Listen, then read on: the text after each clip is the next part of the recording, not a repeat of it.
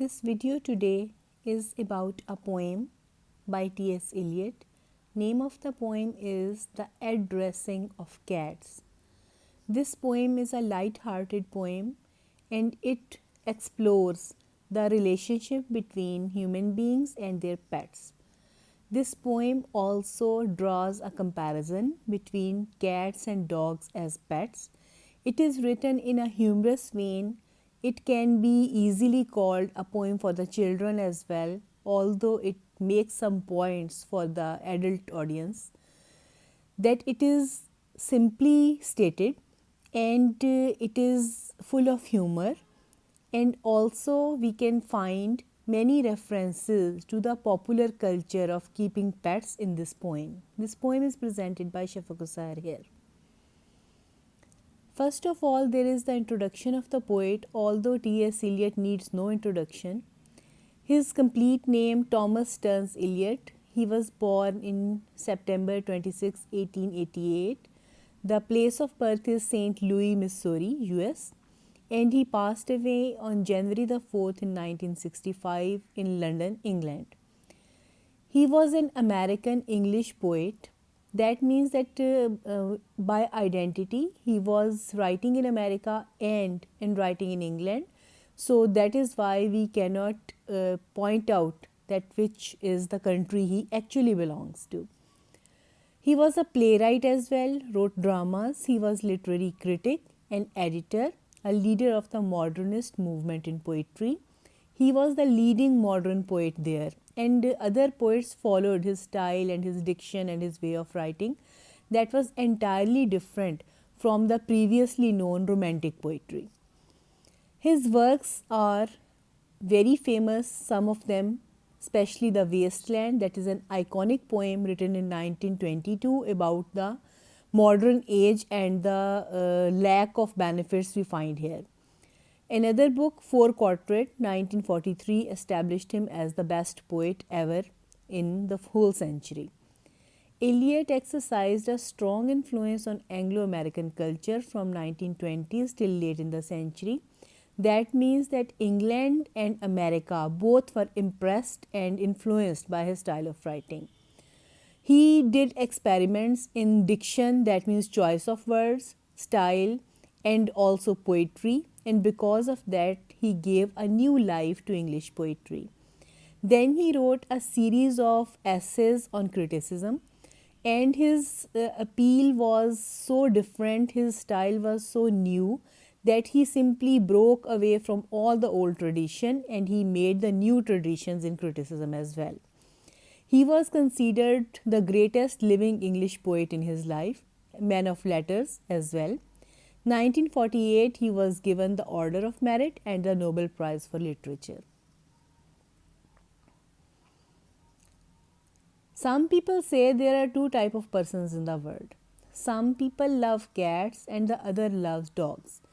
The cat lovers believe that cats are the best companion and pets. The dog lovers believe that there is nothing like a dog in the world.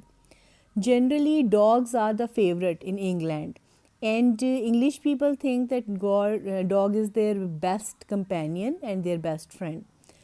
But there are people still though who like cats much better. So this is a poem in which poet makes a comparison between both pets, and he will show his preference of cats. As we can see, the name of the poem is about cats. So the poet is going to finally predict that cats are the best ever pets you can ever have. The poem starts from here. You have read of several kinds of cat, and my opinion now is that you should need no interpreter to understand their character. The poet says that you might have heard that there are many kinds of cat. There are many types of them. There are Persian cats. There are other types of cats that are, we can say, from more hilly areas, more hairy cats. Some cats are without hair almost. So all these cats are different from each other. Poet says that his opinion is that you need to observe cats instead of listening to people's opinions about them. Make your own opinion by observing the cats instead of looking at what other people have to say about them. Now you have learned enough to see that cats are much like you and me and other people whom we find possessed of various types of mind. The poet believes that cats are like human beings. We should think that our pets are not animals, our pets are as much have their personality and their thoughts just like human beings are. He says that cats are like you, cats are like me, cats resemble the other people we know, cats are actually people. We should not consider them lower than human beings. For some are sane and some are mad, and some are good and some are bad, and some are better, some are worse, but all may be described in verse. Poet thinks that just like people, some cats are very intelligent and some cats are eccentric and mad. Some cats are very good, some cats are bad, some are better, some are worse. He says that I can describe all the qualities of cats in poetry just like I do about human beings. You have seen them both at work and games and learned about their proper names, their habits, and their habitat, but how would you address a cat? The poet speaks to the reader. He says that you have seen the cats playing, you have seen the cats doing something, and you know that cats are given names as well as pets. You know the habits of the cats, you know where they live. But how do you address a cat? How do you speak to a cat? How to approach them? How to go to them? How to start being familiar with them? Is there a method in it? How to do it? How to make a cat your friend? So, first your memory I shall jog and say a cat is not a dog. Poet says that I will awaken your memory, I will make you reminded something, I will tell you something that is important, that do not think that a cat will behave like a dog. Cat is entirely different from a dog. How? Now dogs pretend they like to fight. They often bark, more seldom bite. But yet a dog is on the whole what you would call a simple soul. Poet thinks that dogs pretend that they are very ferocious, they are very angry, they try to fight with each other, but it is just a pretend because dogs are very peaceful animals. They often bark, that means that they will bark, but they would seldom bite, but they do not bite. The barking dogs are mostly just trying to impress you with their barks, they do not bite you. And he thinks that dog is a simple soul. Dogs are simple animals, they are not as complicated as cats are. Of course, I am not including peaks and such fantastic canine freaks, and usual dog about the town is much inclined to play the clown. He says that I am not talking about a special dog, a dog that is serious in nature, and such fantastic canine freaks. He says there are some fantastic dogs, different dogs, they are different from their other breed, but they are freaks. That means they are not normal. Their behavior is not normal. It is quite unlike the other dogs, that they seem to be complicated or intelligent. While the normal dogs about the town, he says that they play the clown. That means that they do stupid things to make the people laugh, and they have no dignity.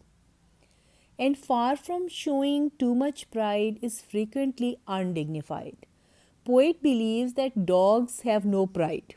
They have no personal pride, their personal dignity, and they do not look dignified because they do funny things, funny tricks to make their owners laugh, the other people like them. So dogs are simple animals who have no dignity, they have no pride. He is very easily taken in. Just chuck him underneath the chin or slap his back or shake his paw and he will gambol and guffaw. The poet says that if you want to address a dog, it is very easy. If you want to make yourself familiar with a dog, make a dog your friend, it is very easy to do. Just touch him below the chin or slap him on the back or shake his paw with your hand and he will become your friend. The dog will turn and tumble and make stupid gestures and he will make stupid noises, and he is so easygoing.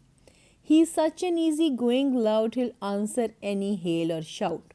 Poet rather contemptuously he comments that dogs are very easygoing. It is very easy to make them your friend and very easy to win them over. And you just give them a hail or shout, you call them and they will come running, and they are very easygoing when compared to cats. Again, I must remind you that a dog is a dog, a cat is a cat.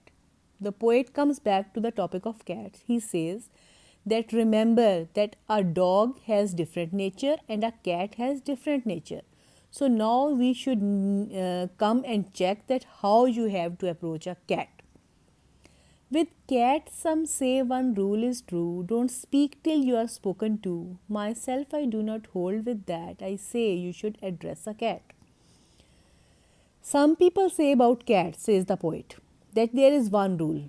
Do not speak till you are spoken to. That means do not go and approach the cat before it shows some interest in you. Do not try to go to them with the first move, otherwise the cat will reject you. Poet says that no, I do not believe in this philosophy.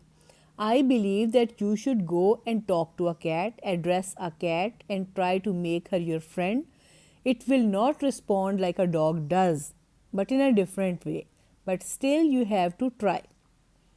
But always keep in mind that he resents familiarity. I bow and taking off my hat, address him in this form, O cat. Very humorous vein here, the poet says that always remember that the cats do not like too much frankness. They don't want the people who suddenly come and pat them and take them in lap or something like that. They will bite you or they will slap you with their paw or do something bad. So please keep in mind that cats do not like much frankness on your part. What does the poet do? He says that I bow in front of a cat. I bend my head in a respectful gesture. I take off my hat as if I am talking to a very respectful lady and respectable lady, and then address him in this form. Then I say very respectfully, "Oh cat," like the people talk to a king or a queen or a princess. In this way, I talk to a cat. But if he is the cat next door, whom I have often met before, he comes to see me in my flat, I greet him with an "Oopsa cat." The poet thinks that if the cat is the one that you already know, for example, it is your neighbor's cat and you have met it many times, so then you don't have to call them "Oh cat." You don't have to be too respectful because you already know them.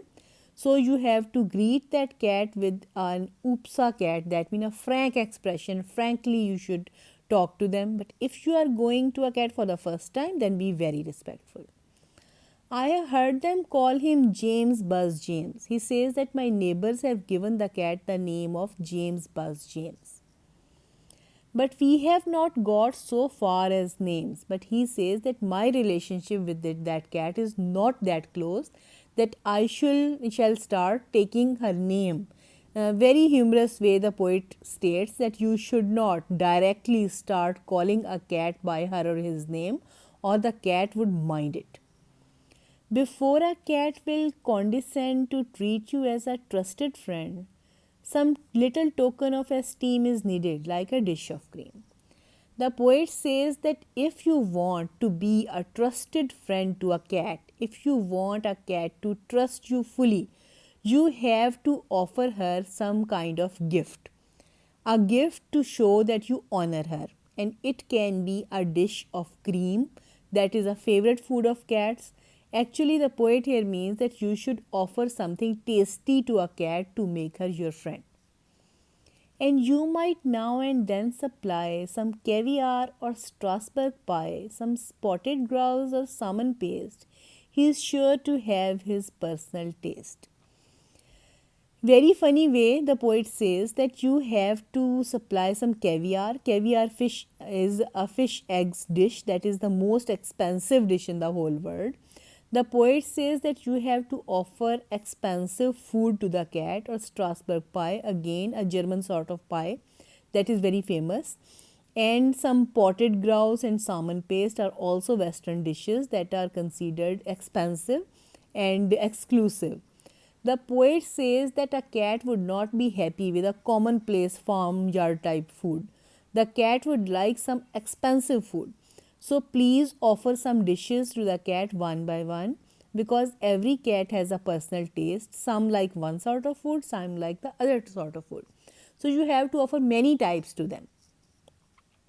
I know a cat who makes a habit of eating nothing else but rabbit. When he is finished, licks his paws so as not to waste the onion sauce. The poet says that he knows a cat whose favorite food is rabbit, and the rabbit should be cooked with the onion sauce.